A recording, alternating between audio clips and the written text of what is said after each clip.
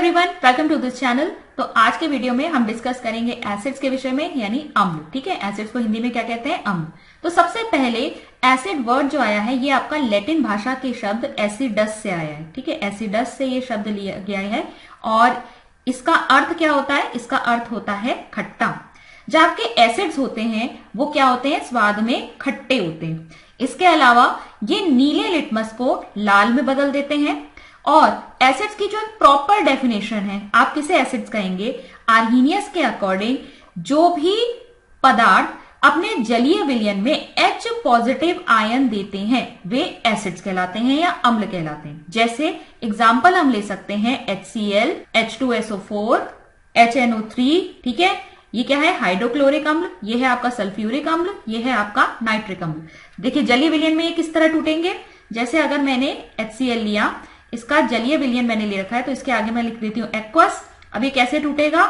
ये टूटेगा H positive ion में और Cl नेगेटिव आयन में। ठीक है, तो जो पदार्थ अपने जलीय विलयन में H पॉजिटिव आयन दे रहे हैं वो क्या कहलाते हैं? आपके अम्ल कहलाते हैं। ठीक है, और अम्लों की क्या होती है? क्षारकता होती है। ठीक है, अम्ल की क्षारकता होती है, या इंग्लिश में आप कह सकते हैं एसिड्स की बेसिसिटी होती है। जैसे हमारा HCl है, ये कितने H पॉजिटिव आयन दे रहा है?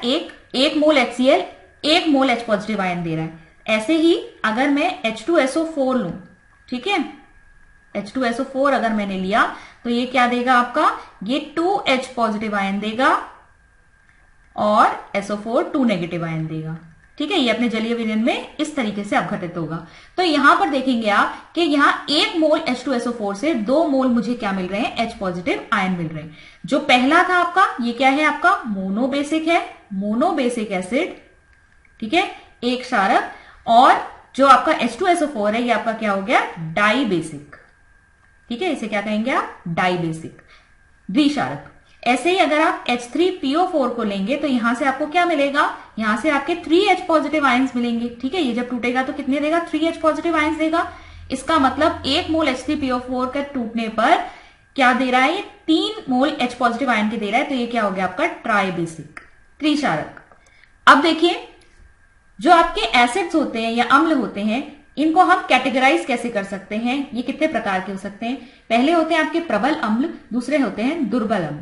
प्रबल अम्ल का अर्थ ये है कि ये अपने जलीय विलयन में पूरी तरीके से टूटकर H+ आयंस दे देते हैं। लेकिन दुर्बल अम्ल क्या होते हैं? ये पूरी तरीके से अपने जलीय विलयन में नहीं टूटते। जैसे मैं एसिटिक एसिड यानी CH3COH का एग्जाम्पल अगर मैं लूं तो यहां पर अगर मैं इसका जलीय विलयन लेती हूं तो यहां पर जो एरो लगेगा वो इस तरीके का लगेगा। ठीक है, डबल साइडेड वाला एरो लगेगा और यहां पे मुझे मिलेगा CH3COO negative plus H positive.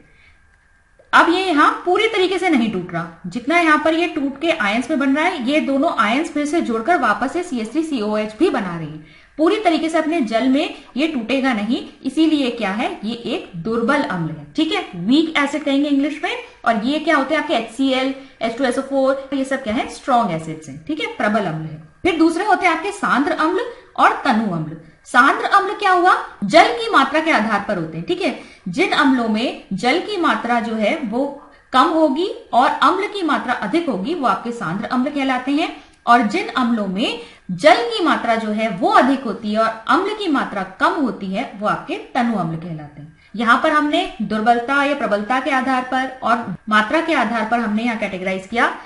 Acids आपके कैटेगराइज होते हैं 2 तरीके से। पहले होते हैं आपके नेचुरल या ऑर्गेनिक एसिड, जिन्हें हम हिंदी में क्या कहते हैं? जैविक अम्ल। ठीक है, और दूसरे होते हैं आपके मिनरल या सिंथेटिक एसिड्स, जिन्हें हम कहते हैं खनिज अम्ल। तो आपके नेचुरल या ऑर्गेनिक एसिड्स क्या होते हैं? ये प्राकृतिक स्रोतों से प्राप्त होते हैं, जैसे कि हम प्लांट्स में मिल सकते हैं, हमें एनिमल्स में मिल सकते हैं। एग्जाम्पल हम क्या देख सकते हैं? जैसे कि आपका सिट्रिक एसिड हो गया, ये किस में होता है? खट्टे फलों में होता है। एसिटिक एसिड विनेगर में होता है आपका। फिर लैक्टिक एसिड जो है आपका दही में होता है। टार्टरिक एसिड आपका इमली में होता है। ऑक्सैलिक एसिड टमाटर में होता है। फॉर्मिक एसिड आपका चींटी में होता है। ठीक है, इसीलिए जब चींटी काटती है तो हमें थोड़ी सी खुजली होने लगती है, हमें थोड़ी जलन मचने लगती है, क्योंकि वो एक फॉर्मिक एसिड रिलीज करती है जिससे हमको जलन होने लगती है। मिनरल एसिड या सिंथेटिक एसिड जो होते हैं ये खनिजों से प्राप्त होते हैं। खनिजों से इन्हें निकाला जाता है, इन्हें तैयार किया जाता है। क्योंकि इन्हें प्रयोगशाला में तैयार किया जा रहा है इसीलिए इनको मैनमेड या सिंथेटिक एसिड्स भी कहते हैं या फिर इनऑर्गेनिक एसिड्स भी कहते हैं। इसमें आपके एग्जाम्पल क्या आ जाएंगे, हाइड्रोक्लोरिक अम्ल आ जाएगा, सल्फ्यूरिक अम्ल आ जाएगा, नाइट्रिक अम्ल आ जाएगा। ठीक है, फिर ये देखिए कुछ आपके प्राकृतिक स्रोत जो हैं, जैसे सिट्रिक एसिड मैंने जैसा बताया खट्टे फलों में, लेमन में, ऑरेंज में है। एसिटिक एसिड आपका किस में है, विनेगर में पाया जाता है। टार्टरिक टैमरिन में हो गया। ऑक्सैलिक एसिड आपका टमाटो में हो गया। लैक्टिक एसिड जो है आपका किस में हो गया, दूध दही में हो गया।